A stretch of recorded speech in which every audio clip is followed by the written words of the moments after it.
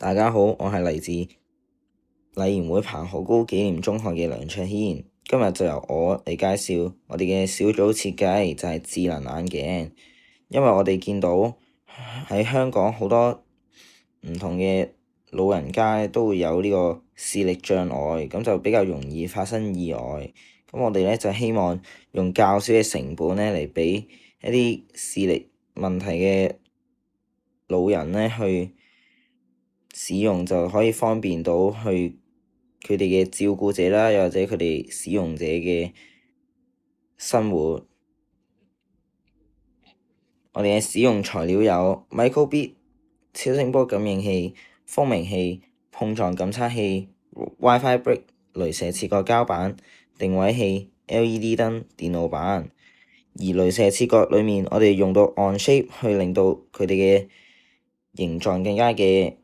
對稱同埋仔細。我哋嘅產品功能有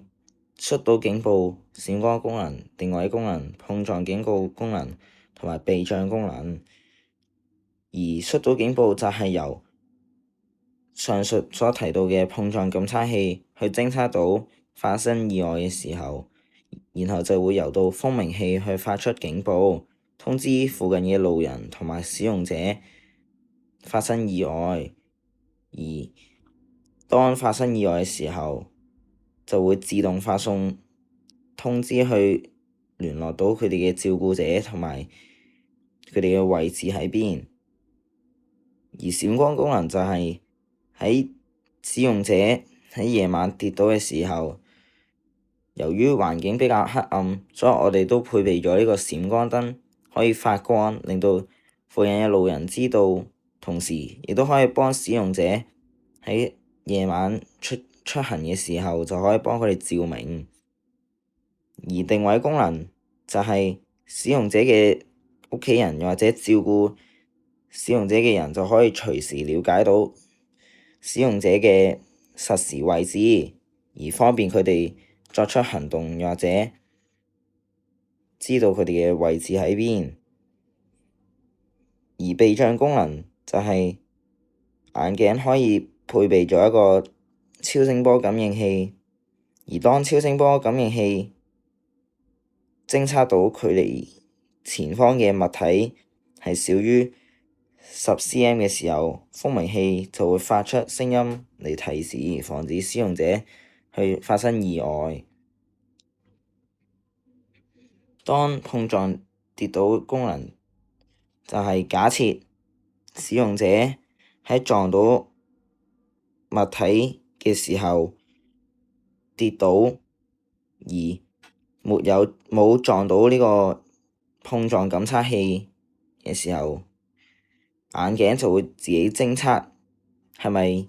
發生意外。如果係嘅話，咁佢就會好似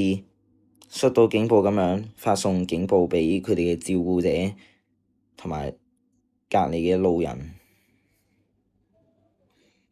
而我哋運用到 Microbit 嘅編程裏面，編程到數位信號嘅數字等於1嘅話，就係跌倒觸發。而我哋同時亦都為佢寫咗個程式，就運用到 App Inventor 裏面嘅內容就係講述當意外發生嘅時候，佢就會從 Microbit 嗰邊傳返個位置俾 App Inventor，而 App Inventor 嘅使用對象就係佢哋嘅照顧者。當 Microbit send 咗個位置俾 App Inventor 嘅時候，個程式就會顯示佢哋嘅實時位置同埋發生意外嘅時間，並會詢問佢哋會唔會通知